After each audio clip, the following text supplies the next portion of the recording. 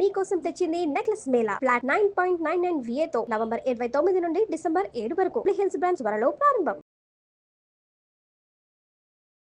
నమస్తే అమ్మా. నమస్తే తల్లి. అమ్మ, ఇప్పుడు నేను 2 స్టేట్మెంట్స్ చెప్తా. Very good. మీరు దేనికి ఓటేస్తారో చూస్తా. ఏం డబ్బు తింటావా? డబ్బు డబ్బు అంటావు తెల్లారితే. ప్రేమ, అనురాగం, ఆప్యాయత సంపాదించుకోవాలి మనసన్నాక కూసంతా.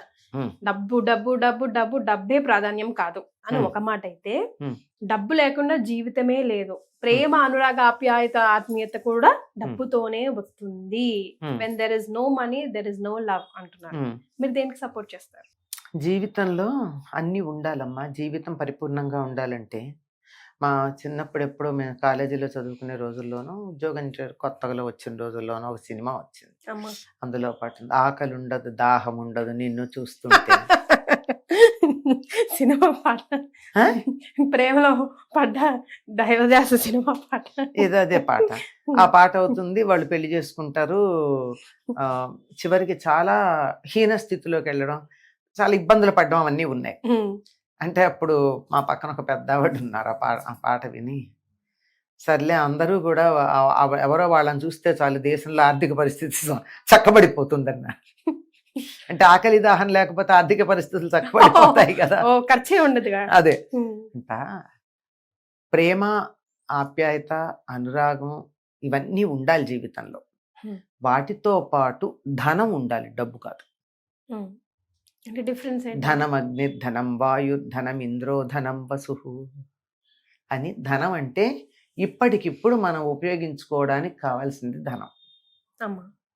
గుప్పెడు అన్నం ధనం, ఒక గ్లాసుడు నీళ్లు ధనం. 1,00,000 రూపాయల చెక్కు కాదు. 1,00,000 రూపాయల చెక్కు చేతిలో ఉంటే కూడా దాహంతో అలమటించే పరిస్థితులు రావచ్చు, అవునా కదా? కనుక ధనము అంటే ఏదంటే అప్పటికప్పుడు ఉపయోగించింది ఉండాలి. ధనం సంపాదించవద్దు అని మన ధర్మశాస్త్రాలు ఎక్కడా చెప్పాలి. మనుగడకి అవసరం కదమ్మా. మనుగడకు అవసరం, బతకాలి కదా. ప్రేమ తినేసి బతుకుతాను అంటే నువ్వు అడవికి వెళ్ళి ఉండు, తపస్సు చేసి తపస్సుతో బతుకు. సమాజంలో ఉన్నావు కదా. సమాజంలో ఉన్నప్పుడు శరీరం ఒకటి ఉందా, శరీరాన్ని పోషించాలా. శరీర పోషణకు ఆహారం కావాలా. ఆహారం కావాలంటే మన వాళ్ళు ఏమన్నారు, దాన్ని ధనం అన్నారు. ఆహారాన్ని డబ్బుతో కాదు మనకు వచ్చేది. మనకి జీవితంలో ఆ క్షణాన ఉపయోగపడే వస్తువులు ఏవైతే ఉన్నాయో అవన్నీ కూడా మనకు అవసరమే. వీటిని కావలసినంత వరకు సంపాదించుకోవాలి. ఏదైనా అతిగా ఉంటే విషం అవుతుంది తప్ప కావలసిన వరకు సంపాదించుకోవడంలో తప్పు లేదు. సంపాదించాలి, సంపాదించకపోతే తప్పు. వివాహం చేసుకున్నాక కుటుంబంలో పిల్లలు, భర్తో భార్యో ఉన్నాక పోషించాలి. పోషించకపోతే దోషం. పోషణ వరకు అవసరమే. డబ్బు వెంట పడకూడదు. డబ్బుకున్న ఇంకో గుణం ఏమిటంటే, మనం దాని వెంట పడితే అది పరిగెడుతూ ఉంటుంది, మనం వదిలేస్తే మన వెంట వస్తుంది. అది సాయంకాలపు నీడ లాంటిది. సాయంకాలమైనా పొద్దునైనా సూర్యుడికి ఎదురుగా మనం పెడుతూ ఉన్నప్పుడు నీడ మన వెంట వస్తుంది. సూర్యుడికి ఎదురు కాకుండా వీపు పెట్టి పెడుతూ ఉంటే మన నీడ మన ముందు ఉంటుంది. డబ్బు మన నీడ లాంటిది.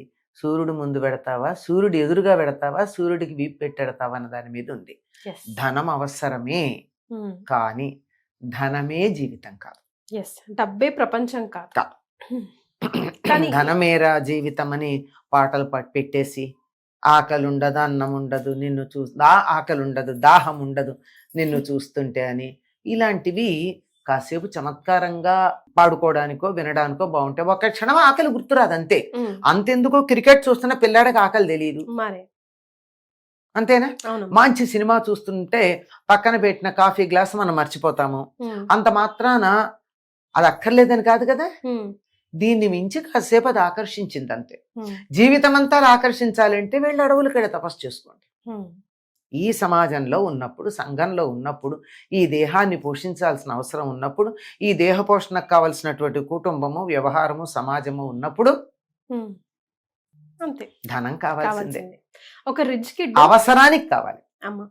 ఒక రిచ్ కిడ్ వాళ్ళ ఫాదర్ వెళ్ళి అడిగిందంట, నాన్నగారిని వెళ్ళి అడిగిందంట, ఎందుకన్నానా నువ్వు పొద్దున్న లేస్తే డబ్బు డబ్బు డబ్బు డబ్బు అని డబ్బు వెనకాలే పరిగెత్తున్నావు, తిరిగి నువ్వు జీవితంలో లైఫ్ కి వెనకాలే తిరిగి చూసుకుంటే నీ జీవితంలో నువ్వు ఏం సంపాదించుకున్నావు నాకు చెప్పు అంటే, నువ్వు ఇలా మాట్లాడడానికైనా ఈ రోజు నువ్వు ఇలా మాట్లాడడానికైనా నేను సంపాదించిన డబ్బుయే that is what making you to stand here today.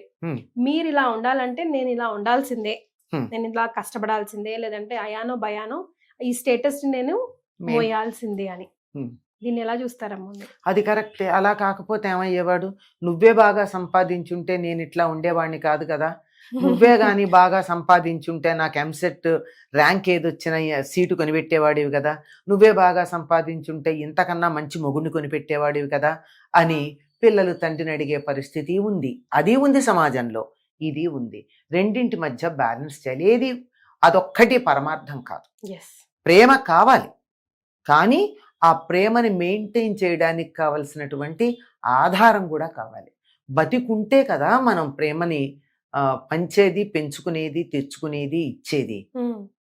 మరి అదే లేకపోతే కనుక అన్నింటికీ ప్రయోజనం ఉందమ్మా. మన ధర్మశాస్త్రాలు ఏం చెప్పారంటే ధర్మార్థ కామ మోక్షాలు 4 పురుషార్థాలు అన్నారు.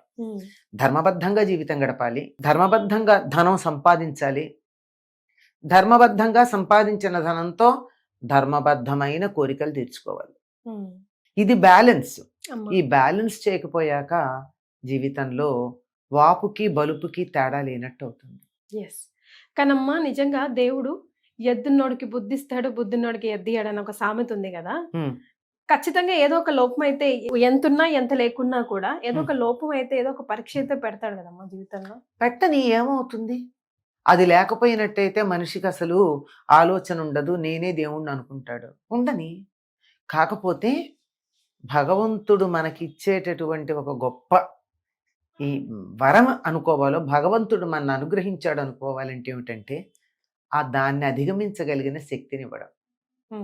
లోపం లేకుండా ఎవరికి ఉండదు కదమ్మా. దాన్ని తట్టుకోగలిగిన శక్తి ఇస్తే చాలు కదా. మన ఇతరులను చూస్తే వాళ్ళని చూసిన తర్వాత మన పరిస్థితి ఎంత బాగుందో అనుకుంటాం, అప్పటిదాకా ఏడిచేవాళ్ళం. ఇంగ్లీష్లో ఒక సామెత ఉంది కదా, చెప్పులు లేవని ఏడుస్తున్న వాడికి తండ్రి కాళ్ళు లేని వాడిని చూపించట. ఒక సాటిస్ఫాక్షన్ అంతే. ఒక అమ్మాయి థ్యాంక్ గాడ్ అనుకుంటాము. అదే కదా, అట్లీస్ట్ ఐ హావ్ దిస్ అని. అదే కదా. అంచేత మనిషి కోరికలకు అంతు లేదు. ఆశాపాసము తాకడు నిడుపు లేదంతంబు రాజేంద్ర అని చెప్పేది ఉందే భాగవతంలో చెప్పినటువంటి మాట. ఆశ అనే పాశం ఎంత అంటే అలా అంతం లేకుండా వెళ్ళిపోతూనే ఉంటుంది. ఇప్పుడు 1000 కోట్లు కావాలనుకున్నవాడు 1,00,000 కోట్లు అంటాడు, 1,00,000 కోట్లు అంటే 10 లక్షల కోట్లు అంటాడు. అక్కడికి సంపాదించడం చాలా పెద్ద వ్యసనం, అన్ని వ్యసనాల్లోకి పెద్దది.